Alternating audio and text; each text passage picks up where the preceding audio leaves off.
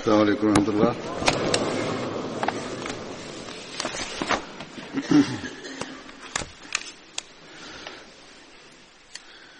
أشهد أن لا إله إلا الله وحده لا شريك له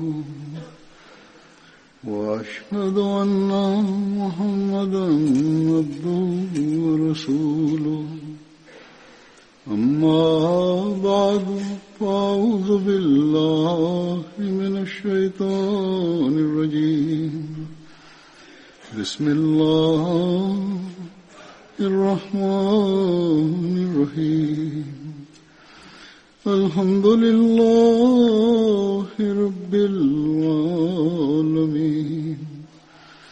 الرحمن الرحيم مالك يوم الدين إياك نعبد وإياك نستعين اهدنا الصراط المستقيم صراط الذين أنعمت عليهم غير المغضوب عليهم ولا الضالين.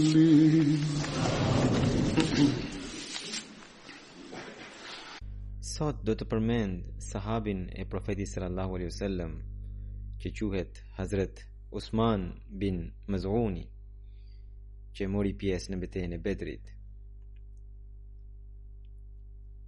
Nofka e tij ishte Ebu Saib, nana e tij quhe Suhaila binti Ambas. Vllai i Hazret Usmanit, që gjithashtu ishte sahab, Hazret Qudama, të dy ishin shumë të ngjashëm.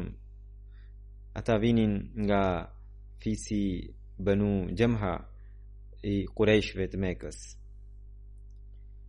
Ngjarja e pranimit të Islamit të Hazret Usman bin Mazunit përmendet në histori. Hazret Ibn Abbasi radhiyallahu anhu rëfen që një ditë ai po kalonte afër shtëpisë së profetit sallallahu alaihi wasallam, ndërkohë profeti ishte në oborin e shtëpisë së tij. Duke e parë profetin Muhammed sallallahu alaihi wasallam, ai buzëqeshi. I dërguari i Allahut sallallahu alaihi wasallam tha: "A nuk do ulesh?" Ai tha: "Pse jo?" Kështu që u kthye dhe erdhi dhe ul përpara profetit. Teksa profeti sallallahu alaihi wasallam po bisedonte me të, papritmas profeti ngriti shikimin dhe filloi të shikonte drejt qiellit. Më pas, ngadal e uli shikimin gjersa filloi të shikonte tokën, por në anën e tij të djathtë. Dhe kështu, për disa çaste, nuk ishte në komunikim të drejt për drejt me Usmanin, dhe e uli kokën. Profeti Muhammed sallallahu alaihi wasallam gjatë kësaj kohe edhe tunte kokën që të linte për shtypje, sikur thoshte se po e kuptoje. Hazret Usmani i shikonte i habitur. Pas pak, kur i dërguari i Allahut sallallahu alaihi wasallam nuk bonte më këto gjeste, pra kur u lirua nga ky angazhim i tij që duke një angazhim shpirtëror, dhe profeti sallallahu alaihi wasallam gjithçka që i thuhe Hazret Usmani natyrisht nuk e dinte, por Hazret Usmani e kuptonte që sikur profeti sallallahu alaihi wasallam pohonte dhe thoshte se po e kuptoje. Përsëri profeti sallallahu alaihi wasallam ngriti shikimin drejt qiellit dhe e ndoqi diçka të caktuar, dhe derisa ajo gjë u zhduk. Pas kësaj, profeti sallallahu alaihi wasallam përsëri ju drejtua Hazret Usmanit bin Mazunit. Hazret Usmani tha: "Unë për çfarë kam ardhur tek ju edhe për çfarë jam ulur këtu?" këtë që keni bërë sot kur nuk të kam parë më përpara. I dërguari Allahut sallallahu alaihi wasallam tha, më ke parë mua? Çfarë ke parë? Çfarë isha duke bërë? Hazrat Usman bin Mazuni tha që unë kam parë që ti ngrite shikimin drejt qiellit, pastaj u përqendrove në krahun e djathtë tëndin. Edhe më ke lënë mua edhe u more me një punë tjetër. Dhe pastaj po e tundje kokën sikur po thoshe dikujt që po e kuptoje. Profeti pyeti, me të vërtet e ke parë këtë gjë? Osman bin Mazuni tha, po. I dërguari Allahu sallallahu alaihi wasallam tha, sa po më kishte ardhur i dërguari i Zotit, i cili më solli një mesazh dhe ti ishe përpara meje. Osman bin Mazuni tha, i dërguari i Allahut? Po, tha i dërguari, profeti sallallahu alaihi wasallam. Çfarë të tha i dërguari i Allahut? Osmani e pyeti. Profeti tha, ai, dhe profeti sallallahu alaihi wasallam lexoi ajetin që ju zbrit, që thot, inna Allaha ya'muru bil adli wal ihsani wa ita'i dhil qurba wa yanha 'anil fahsha'i wal munkari wal baghi ya'izukum la'allakum tadhakkarun. Që do thot, sigurisht Allahu urdhron drejtësinë, mirësinë dhe dashamirësinë, si ajo që u tregohet të afërmëve, si dhe ndalon imoralitetin, veprat e shëmtuara dhe dhunën. Ai ju këshillon në mënyrë që ju të reflektoni. Hazrat Usman bin Mazuni thot që ishte ky moment kur mu gdhend në zemër dashuria për profetin Muhammed sallallahu alaihi wasallam dhe besimi për Islamin. Hazrat Kalifi i dytë i Mesiut të premtuar radhiyallahu anhu, duke treguar për vitet e para të profetit Muhammed sallallahu alaihi wasallam, thot në një libër të tij që në vitet e para pas profetësisë, Zoti i Madhrishëm i mundsoi profetit sahab si Talha, Zubair, Umar, Hamza, Osman bin Mazuni e të tjera, të gjithë këta ishin kaq flijues sa që ishin gati të derdhin gjakun e tyre në vend të djersës së profetit. Pa dyshim, për 13 vite me radhë profeti ka pasur vështirësi, persekutime të ashpra. Dhe mirë po, profeti sallallahu alaihi wasallam prapse ishte i qetë, sepse ai kishte marrë tashmë njerëz të ndershëm, me takva, njerëz të pastër, të fuqishëm të Mekës. Dhe muslimanët tashmë përbënin një fuqi. Kur dikush i thoshte profetit, nauzubillah, je çmendur, shokët e profetit ose shokët e vet atij i thoshin, po ti që nge çmendur, po të ishte Muhamedi i çmendur, pse e pranoi Ebu Bekri Muhamedin? Pse e pranoi filani? Ndërkohë për këta njerëz ata dinin që ishin të ndershëm, edhe askush nuk kishte një përgjigje. Shkrimtarët evropian u përpoqen për ta njollosur, për ta diskredituar profetin sallallahu alaihi wasallam jashtë mase. Edhe sot e kësaj dite e shohim që nuk lën gjë pa thënë për profetin sallallahu alaihi wasallam, por kur vjen fjala për Ebu Bekrin, thon, Ebu Bekri ka qenë një njeri shumë vetmohues. Disa shkrimtar evropian thon që një njeri që e ka planuar Ebu Bekri si mund të jetë gënjeshtar, sepse Ebu Bekri është vetmohues, Ebu Bekri është flijues, Ebu Bekri është sakrificbërës. Pra, në qoftë se Ebu Bekri ishte vetmohues, përse do ta pranonte një njeri që ishte lakmitar? Kjo do të thotë që edhe udhëheqësi i Ebu Bekrit duhet të ishte vetmohues. Ky është një argument shumë i fuqishëm që nuk është e lehtë të rrëzohet.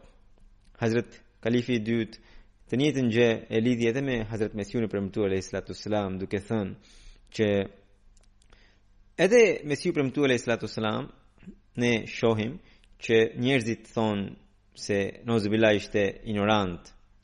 Por Zoti për ta rrëzuar këtë argument ka bërë që i pari që e pranoi atë ishte Hazrat Kalifi i parë, Maulana Nuruddini, Maulvi Muhammad Hussein Batalvi, një prej dietarëve që në fillim deklaroi për lartësinë e profetit Mesihut premtuar alayhi salatu wassalam. Dhe që në vitet e para Zoti ngriti një xhamat të tillë që përbohej nga njerëz të fuqishëm, që ishin edhe dietar, që ishin edhe njerëz të pasur, që ishin nga ata të cilët e zotronin mirë edhe gjuhën angleze. Pra, duke bërë këtë analizë, kalifi i dytë thotë që 3 gjëra janë ato që mund të sjellin ndikim. Së pari besimi, së dyti dija dhe së treti paraja. Allahu i madhrishëm Mesihut premtuar alayhi salatu wasalam të trija këto gjëra i mundsoi që në fillim përmes njerëzve që i zotronin këto gjëra. Dhe të cilët edhe bota tjetër i lëvdonte. Deri më sot Hazrat Kalifi dytë thotë, deri më sot njerëzit të lëvdojnë mjekësinë e Hazrat Kalifit të parë, madje shumë nga mjek jo ahmedian që janë besimtar musliman përhapin recetat e Hazrat Kalifit të parë. Pra, i dërguari Allahu sallallahu alaihi wasallam që në fillim pati aderime në Islam nga njerëz të fuqishëm, nga njerëz të ndershëm.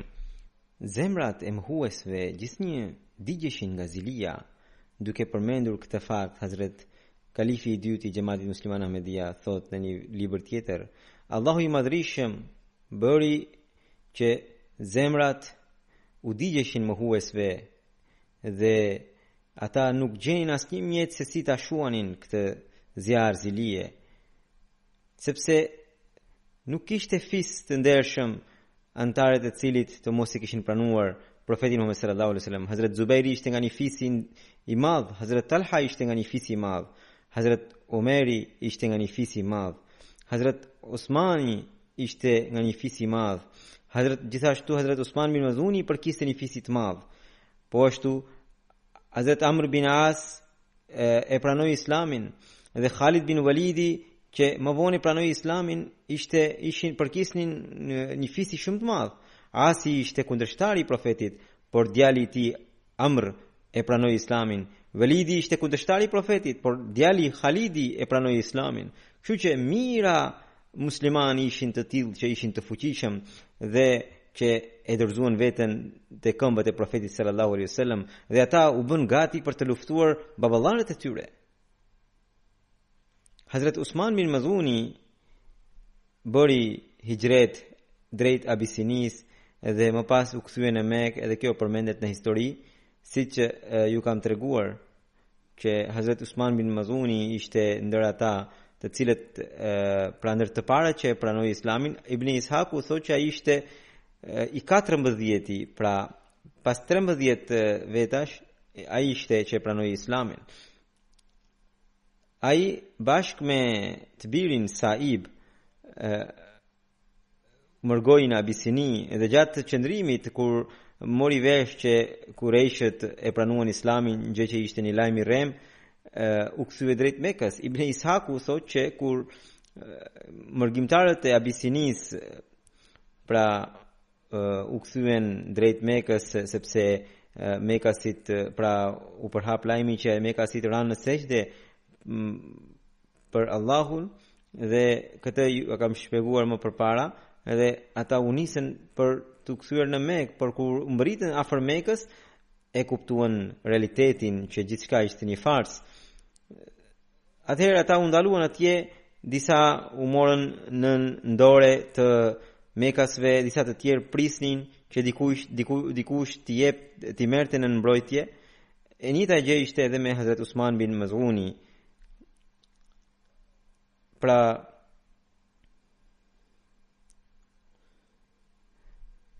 disa njerëz qëndruan jashtë Mekës derisa secili prej tyre u mor në ndore, domethënë në mbrojtje sipas zakonit të tyre, dhe atëherë ata hynë në Mekë.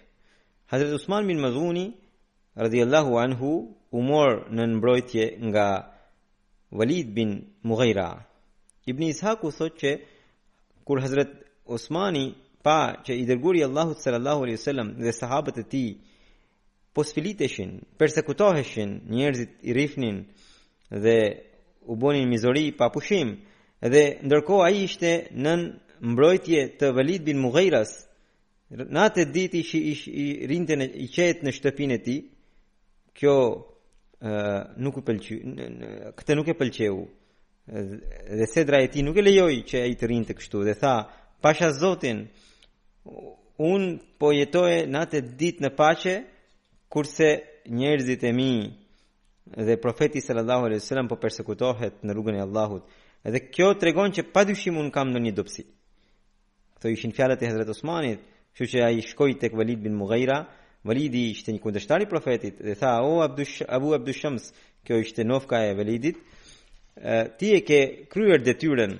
Un isha në dorën tënde dhe tani dëshiroj që të dal nga mbrojtja jote dhe të shkoj tek i dërguari i Allahut sallallahu alaihi wasallam, sepse për mua ai dhe sahabët e tij janë model. Edhe unë ata dua t'i ndjek." Walidi tha: "O nipi im."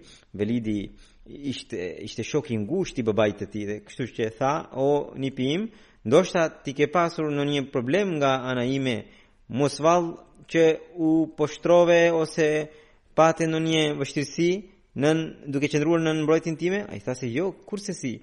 Unë dëshiroj të hyj tashmë në mbrojtjen e Allahut, edhe dua të dal nga mbrojtja jote. Atëherë Walidi tha që ti duhet të vish me mua në Qabe edhe aty duhet të shpallësh që po del nga mbrojtja ime, ashtu siç unë ta kisha dhënë mbrojtjen para njerëzve. Hazrat Osmani tha: "Po." Të dy shkuan në Khane Kaba. Walidi tha: "Ky është Osmani, deri tani ishte në dorë time dhe tani po del." Osmani tha se po, ky thot të vërtetën dhe këtë e kam gjetur përmbushjes të premtimit dhe tani unë nuk dëshiroj të jem më në mbrojtjen e askujt tjetër përveç Allahut. Dhe prandaj po ja dorëzoj përsëri dorën ose mbrojtjen Walidit. Pastaj Hazrat Osmani u kthye. Për hijretin në Abisini ju kam treguar edhe më përpara në lidhje me sahabët e tjerë. Megjithatë, shkurtimisht këtu do të përmend edhe një herë atë që ka shkruar Hazrat Mirza Bashir Ahmed Sahibi. Ai thotë që kur sfilitjet e Mekasve arritën kulmin dhe Kurejshet i persekutonin ashpër muslimanët, atëherë profeti sallallahu alaihi wasallam i porositi muslimanët që të mërgonin drejt Abisinis, pasi mbreti i saj ishte i drejtë dhe i mirë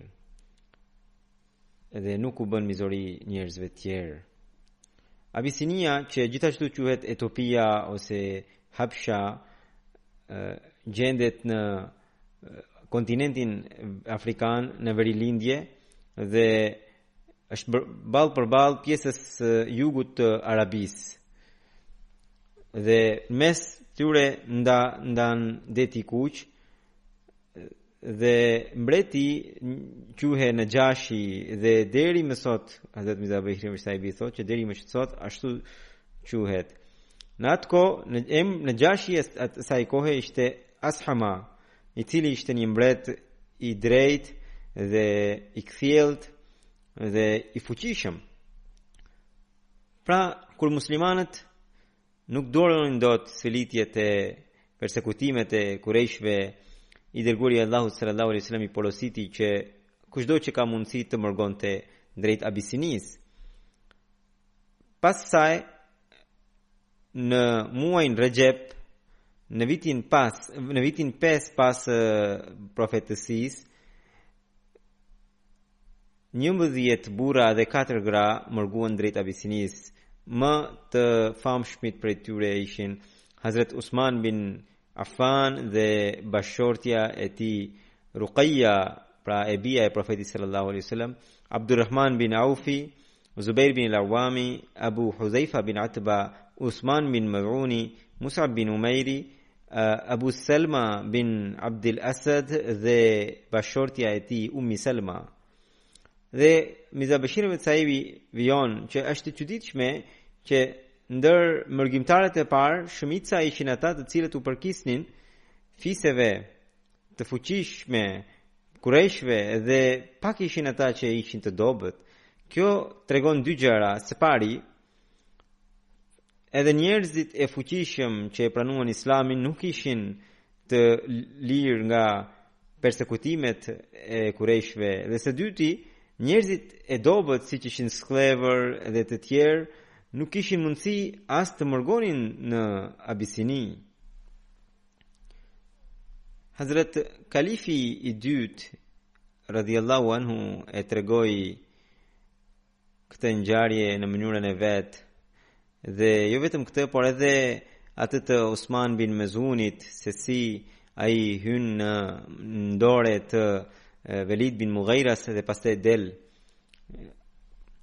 se edhe gjë që ju e kam treguar më përpara, por do të tregoj në fjalët e Hazrat Kalifit të dytë. Ai thot, kur tirania e mohuesve kaloi kufit, profeti Muhammed sallallahu alaihi wasallam blodhi ndjekësit e tij dhe u tha: në perëndim, Matandetit është një vend ku njerëzit nuk persekutohen për shkak të fesë të tyre, nuk vriten, dhe sikur të kenë një fe tjetër, edhe sikur të kenë një fe tjetër, mbreti i atij vendi është i drejtë, ndaj mërgoni atje, ndoshta do t'ju lehtësohen mundimet. Disa musliman që ishin burra, gra dhe fëmijë ju bindën thirrjes së profetit sallallahu alaihi wasallam dhe u nisën drejt Abisinis, sado që largimi nga Meka për ta nuk ishte as pak i lehtë. Pra këtu kemi një gjë shumë emocionale. Banorët e Mekës, thot ai, veten e kujtonin kujdestar të Qabes, dhe largimi prej saj ishte një tronditje për ta. Këtë mund ta pranonte vetëm ai që kishte humbur të gjitha gjasat për të mbijetuar në Mekë, dhe të mos kishte në një vend, pra në atë vend ai të mos kishte mundësi për të jetuar. Prandaj mërgimi i tyre shënohet si një ngjarje të dhimbshme. Edhe këtë atyre ju desh ta bënin vjedhurazi, pasi dinin që nëse banorët e tjerë do të merrin vesh që viktimat e tyre po largohen, ata nuk do t'i linin të dilin nga Meka. Për këtë arsye, ata ishin të detyruar ta mbanin sekret planin e tyre dhe të largoheshin pa u thënë lam të mirë as të afërmëve, as miqve të tyre. Gjendja e tij ishte kaq e rëndë që edhe njerëzit që i kanë parë dhe i kanë parë duke u larguar nga Meka nuk mbeten të pashqetësuar. Në kohën kur karvani i tyre po nise, Hazrat Omeri radhiyallahu anhu, që ende ishte jo besimtar, madje ishte një armik i përbetuar dhe persekutues i muslimanëve, rastisht u takua me disa prej tyre, ndër të cilët ishte një grua e quajtur Ummi Abdullah. Duke parë kafshët e tyre të ngarkuara me gjesendet e shtëpisë, Omeri sa ka që kuptoi që këta po largohen nga Meka. Apo në largoheni? E pyeti Omeri Ummi Abdullahën. Po, për Zotin, u përgjigj ajo. Do të shkojmë në një vend tjetër, sepse shumë na keni shqetësuar dhe na keni persekutuar. Ne nuk do të kthehemi në vendin ton derisa nuk do të na mundsohet në një lehtësim prej Zotit. Ummi Abdullah rëfen. Omeri me sytë njomur e me një zë të mallëngjyrë tha: mirë atëherë, Zoti qoftë me ju. Pastaj ktheu kokën me një herë dhe më la përshtypje se edhe ai u trishtua tejmasi nga kjo ngjarje. Pra, këtë e dëshmon Ummi Abdullah, thotë që më përpara nuk i kisha ndjerë këtë mallëngjim në zërin e Omerit.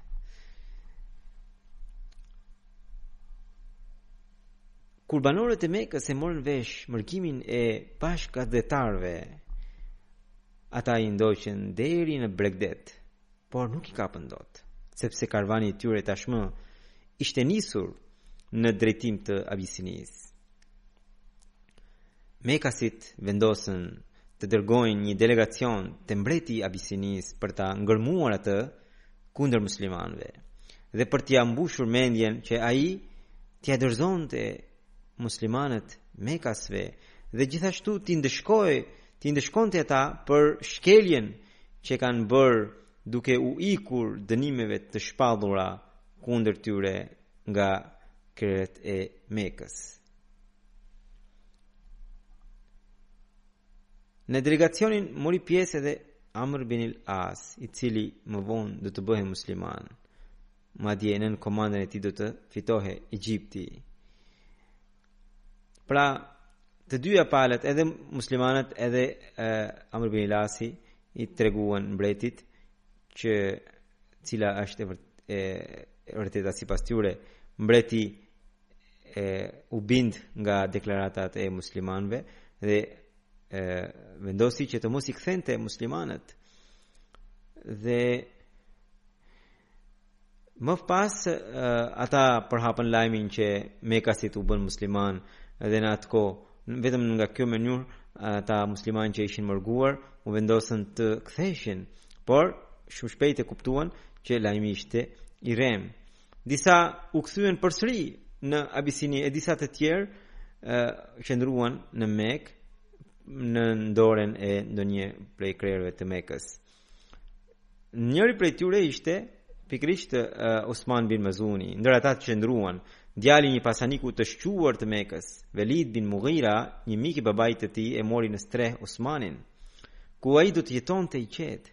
Por gjatë kësaj kohe ai pa që disa muslimanë të tjerë persekutoheshin dhe u bëheshin mizori të ashpra.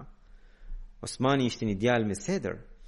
Ai shkoi tek Velidi dhe njoftoi se po i hiqte dorë nga ndorja e tij, nga që nuk mund të duronte të jetonte në paqe derisa muslimanët e tjerë të keqtrajtoheshin. Kështu që Velidi e dha lajmin që Osmani nuk ishte më në strehen e tij.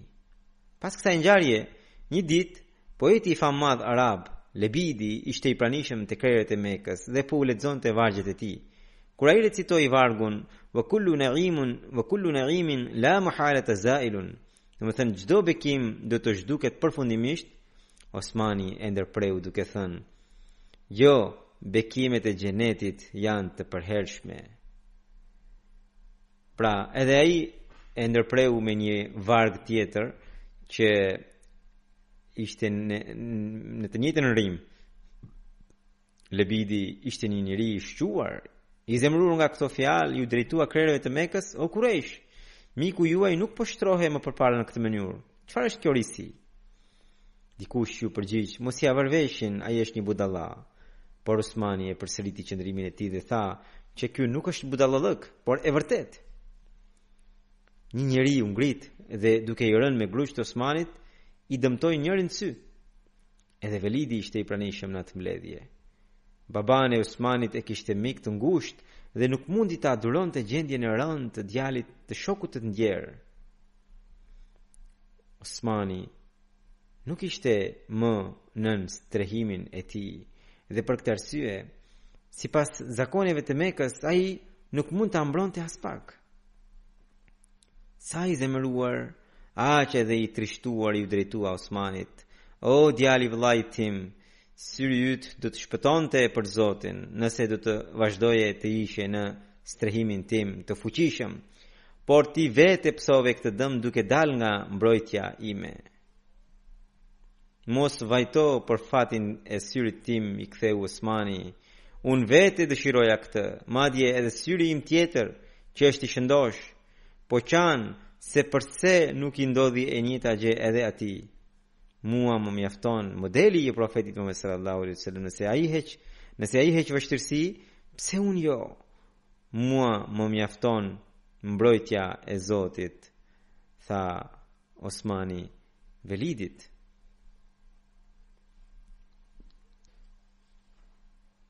Pra, këto ishin fjalët e Osmanit që tregoi se dalja nga mbrojtja e Velidit nuk ishte ajo që i silte dëm, por ai e bëri kështu sepse profeti sallallahu alaihi wasallam po keq trajtohej. Kjo ngjarje e Osman bin Maz'unit dhe poetit Lebid bin Rabia përmendet në libra të ndryshëm të historisë së Islamit. Edhe këtë do të tregoj shkurtimisht. Lebidi ishte një poet i famshëm i Arabisë dhe, siç ju thash, ishte mes kurejshve edhe Osmani ishte aty, Lebidi sipari lexoi vargun ala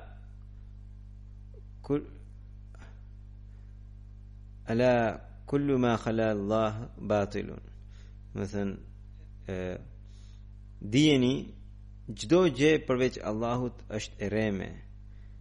Hazrat Osmani duke dëgjuar këtë tha, po e the të vërtetën. Më pas Lebidi e plotsoi vargun e dytë, wa kullu na'imin la muhalata la zailun. Çdo bekim patjetër do të përfundojë. Është në rënje, pra. Edhe ky Osmani tha se jo, nuk e ke thënë të vërtetën. Njerëzit thanë o Lebid, lexoj edhe një herë. Lebidi përsëri lexoi vargun e parë, Osmani përsëri pohoi që ka thënë të vërtetën. Dhe lexoi vargun e dytë, Osmani përsëri tha që jo, ke thënë gënjeshtër sepse bekimet e xhenetit nuk do të sosen. Lebidi tha, o Quraysh, çfarë është kjo mikpritje? Miku juaj nuk po shtrohej në këtë mënyrë. Një budalla u ngrit dhe e goditi në sy Osmanit dhe ati ju gurgullua, pra ju zverd syri dhe atëherë njerëzit thanë që ti ishe mirë në mbrojtjen e Velidit dhe tani nuk të mbron kush. Ai tha që edhe syri im pret të njëjtën gjë, sepse unë ndjek modelin e profetit sallallahu alaihi wasallam, derisa ai po persekutohet, pse unë jo?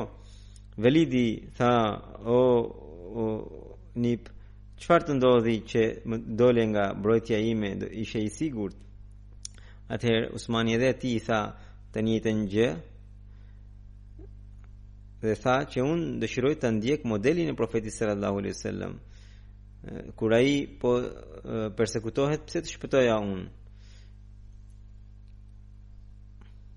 Hazrat Kalifi i dytë i Mesihut premtuar alayhi salatu wasalam thotë që Osman bin Mazuni e ktheu kështu përgjigjen sepse ai e kishte dëgjuar Kur'anin famlar dhe e kishte lexuar vazhdimisht e dëgjonte, edhe tani më para ti vargjet nuk kishin më ndonjë vlerë.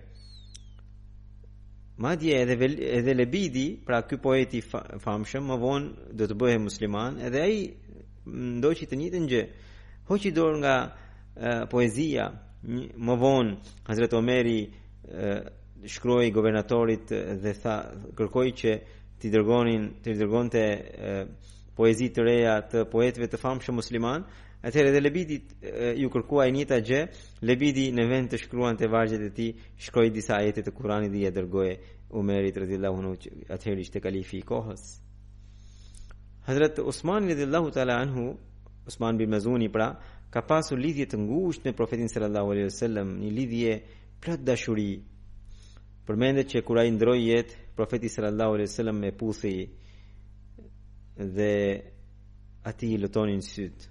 Dhe kur i ndroi jetë profetit sallallahu alaihi wasallam djali, pra Ibrahimi,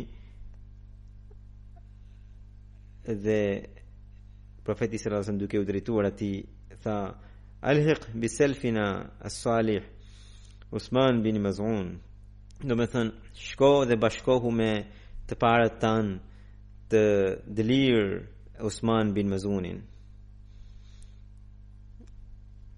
Hazret Osman bin Maz'uni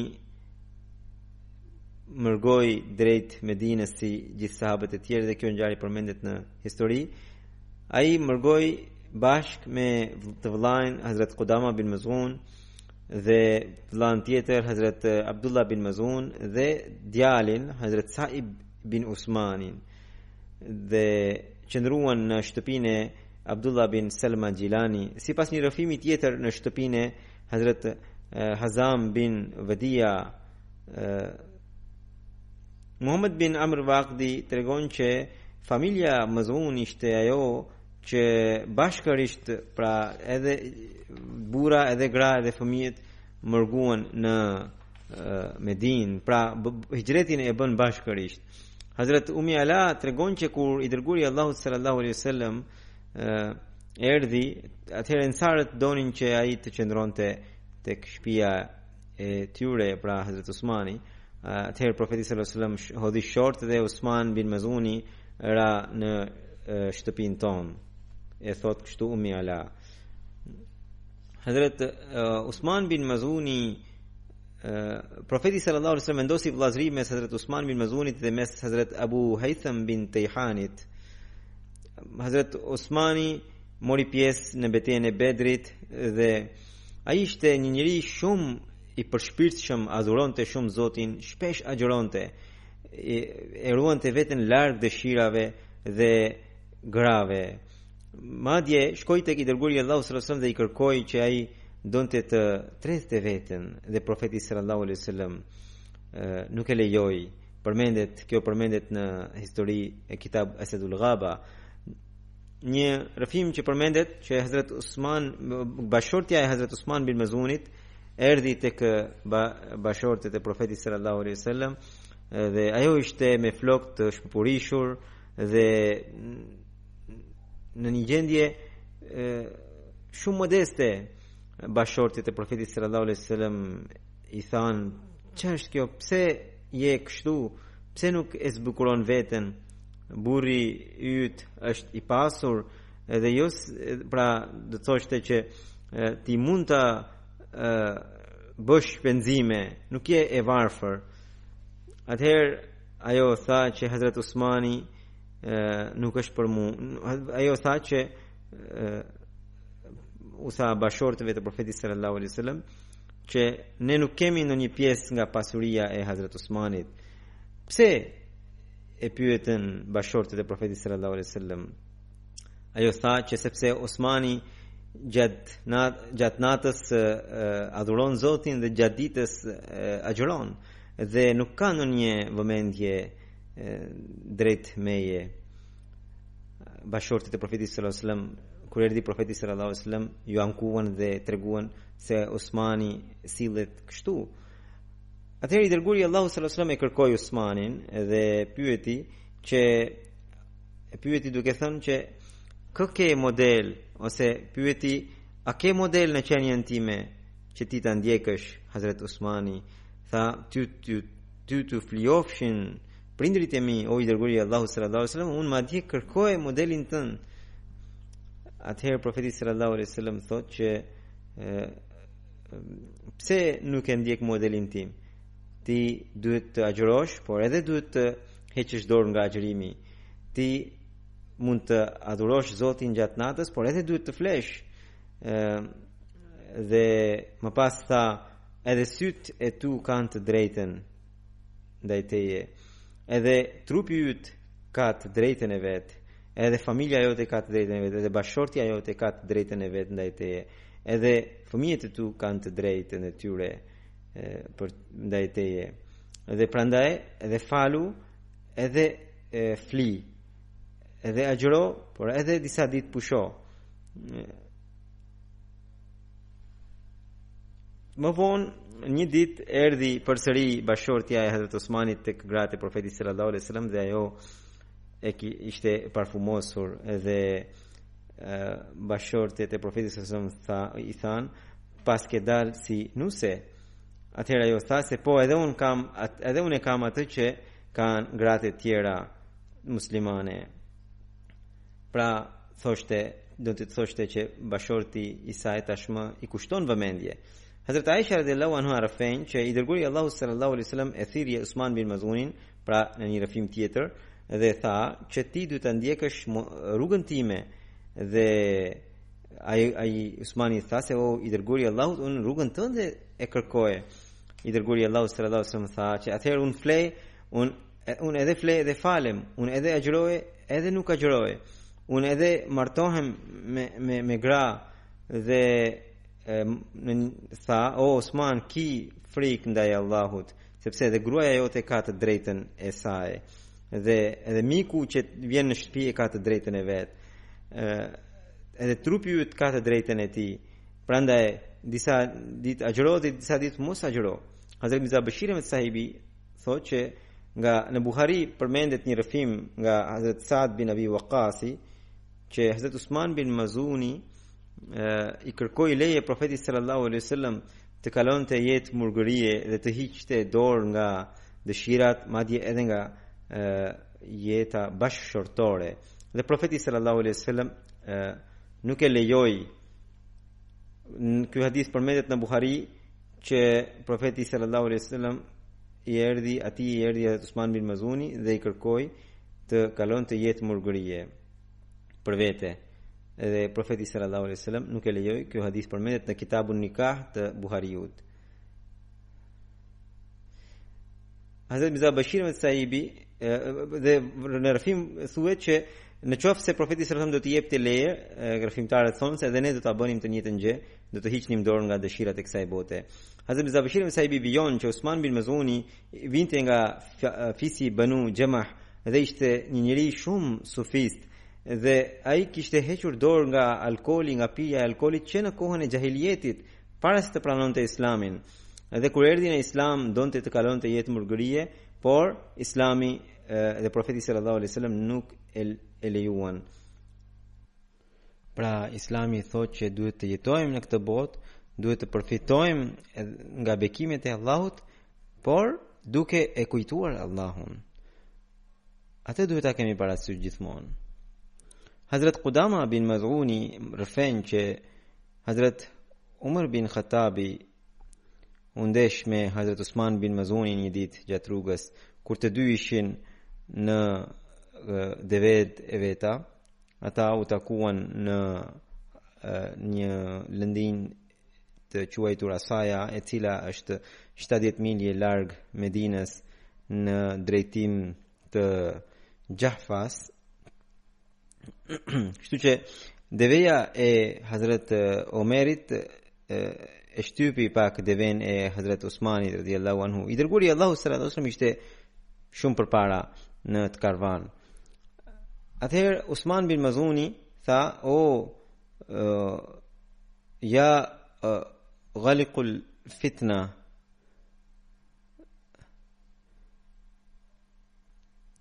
ti më ke shësuar. Atëherë Hazrat Usmani më vonë, Hazrat Umar radhiyallahu anhu më vonë e takoi Usmanin dhe i tha: o Abu Saib, pra o babai i Saibit, domethënë o Usman bin Mazuni, më ke thirrur me emrin mbyllës i fitneve. Çfarë është ky emër? Pra ghaliqil fitna do thot mbyllës i fitneve. Ai u përgjigj: jo, nuk të kam quajtur kështu, por vetë i dërguari Allahu sallallahu alaihi wasallam. Edhe tha që i dërguari Allahu sallallahu alaihi wasallam është përpara, ti mund ta pyesësh vetë. Pra kjo ngjarje përmendet edhe gjërësisht që Hazrat Omer radhiyallahu anhu kaloi përpara nesh kur ne ishim bashkë me profetin sallallahu alaihi wasallam, thot rrëfimtari. Atëherë i dërguari Allahu sallallahu alaihi wasallam tha që ky njeri është pengesë mes Islamit dhe mes fitneve, dhe tha që mes këtij dhe fitneve qëndron një derë që do të jetë mbyllur derisa të jetë gjallë ky njeri. Dhe ajo fitne nuk do të hyjë në Islam në të gjallë të këtij njeriu. Edhe pikrisht historia dëshmon këtë gjë.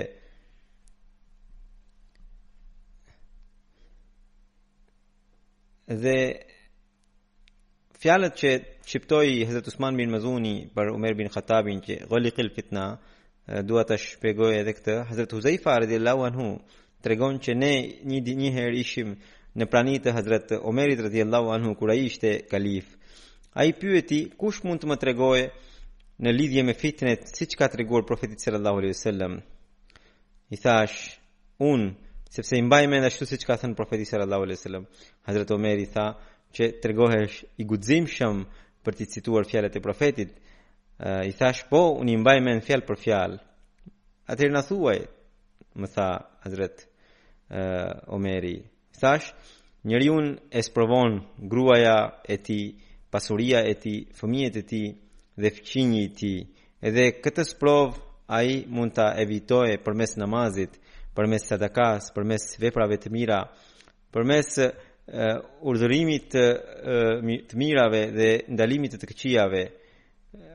Omeri tha që nuk e kam fjalën për këtë fitne që e largon përmes këtyre gjërave, por e kam fjalën për fitnen që do të dallgëzohej siç dallgëzon deti, edhe që do të përfshi umetin. Atëherë Hazrat Huzaifa tha që o Amirul Mu'minin, o udhëheqësi besimtarve, ju jeni shpëtuar nga kjo fitnë, sepse mes kësaj fitne dhe Islamit qëndron një derë që do të mbetet derisa të jesh i gjallë. Umeri më pyeti, ajo derë a do të thyhet apo do të hapet? Atëherë thash, i dërguari i Allahut sallallahu alaihi wasallam tha se jo, ajo derë do të thyhet. Atëherë Hazrat Umeri radhiyallahu anhu tha, në qoftë se do të thyhet, atëherë do vështirë se të mbyllet prap. Pra, sepse në qoftë se do të hape, do të kishte mundësi që ajo derë do të mbyllë sërish, por në qoftë se do të rrëzohet, do të thyhet, atëherë kush do ta mbyll atë edhe një herë? Pra, këto fitne do të lindnin fitne pas fitne, që dhe ne kemi parë në historinë e Islamit që si Islami muslimanët u përfshin njëri pas tjetrit në fitne të ndryshme, në kohën e Hazrat Osmanit, pastaj në kohën e Hazrat Aliut dhe edhe më vonë, madje deri më sot muslimanët janë të përfshirë në fitne të tilla. Dhe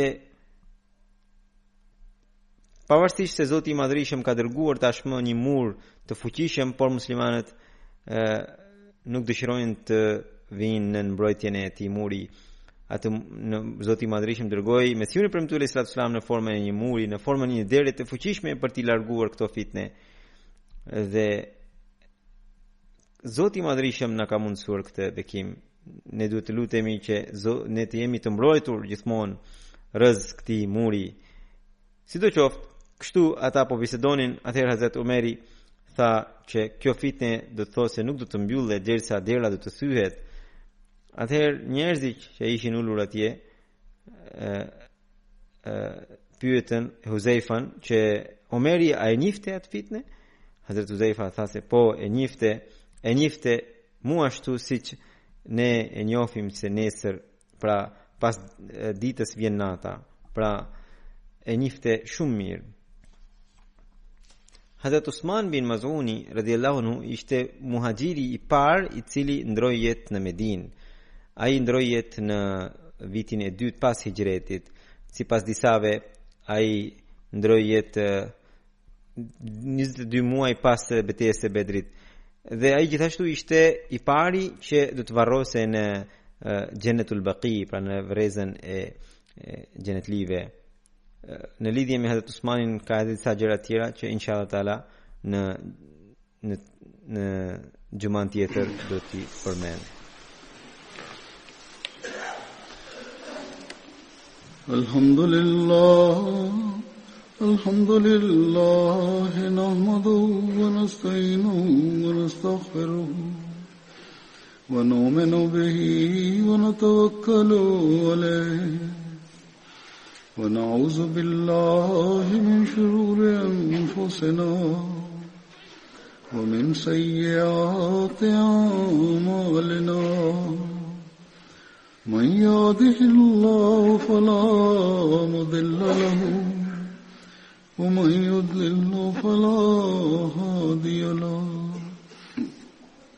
ونشهد أن لا إله إلا الله ونشهد أن محمدا عبده ورسوله. عباد الله رحمكم الله، إن الله يأمر بالعدل والإحسان وإيتاء ذي القربى وينهى عن الفحشاء والمنكر والبغي يعظكم لعلكم تذكرون. اذكروا الله يذكركم وادعوه يستجب لكم ولذكر الله أكبر.